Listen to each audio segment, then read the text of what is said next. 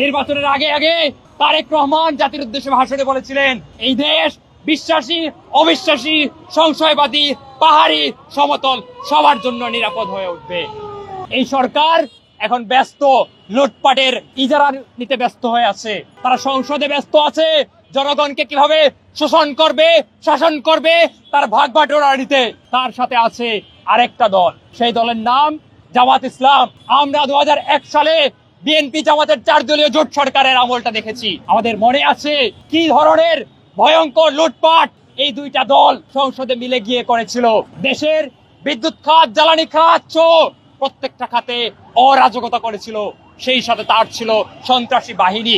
সারা দেশে শীর্ষ সন্ত্রাসীদের আবির্ভাব হয়েছিল। বাংলাদেশের রাজনীতিতে বাংলা ভাই আব্দুর রহমানদের আবির্ভাব হয়েছিল। ঠিক একই বাস্তবতা আমরা এখন দেখতে পাচ্ছি। এই দল জামাত ইসলাম এবং বিএনপি, একটি সরকারি দল, একটা বিরোধী দল, দুটা মিলে মিশে একটা গৃহপালিত সংসদ তৈরি করেছে। সেই সংসদের মাধ্যমে জনগণকে নানাভাবে বিভক্ত করে দেশের সাম্প্রদায়িকতার বিষবাষ্প ছড়িয়ে দেওয়ার সর্বোচ্চ চেষ্টা করছে। এই গতকালকে এবং আজকে যে ঘটনা আমরা দেখলাম, মব সন্ত্রাস দেখলাম, সেই মব সন্ত্রাসের বিরুদ্ধে সালাউদ্দিন আহমেদকে হুঙ্কার দিতে দেখবো না। কিন্তু আমরা দেখেছিলাম নির্বাচনের পরপরই সালাউদ্দিন আহমেদ বলেছিলেন দেশ থেকে মব সন্ত্রাসের বিলুপ্তি ঘটবে, কিন্তু সেই বিলুপ্তির জিনিস আমরা দেখতে পাই না। আমাদের এখন স্পষ্ট মনে আছে নির্বাচনের আগে আগে তারেক রহমান জাতির উদ্দেশ্যে ভাষণে বলেছিলেন, এই দেশ বিশ্বাসী, অবিশ্বাসী, সংশয়বাদী, পাহাড়ি, সমতল সবার জন্য নিরাপদ হয়ে উঠবে। কিন্তু এখন আমরা নিরাপদ বাংলাদেশ দেখি না। জনগণের ন্যূনতম চাওয়া যে একটা নিরাপত্তা নিশ্চিত করুন। ইন্টারিমের আমলে জনগণের ন্যূনতম চাওয়া ছিল জননিরাপত্তা নিশ্চিত করুন। এই সরকার জনগণের নিরাপত্তা দিচ্ছে না, বরঞ্চ সামনে লুটপাটের ক্ষেত্র এবং সন্ত্রাসের ক্ষেত্র প্রস্তুত করছে।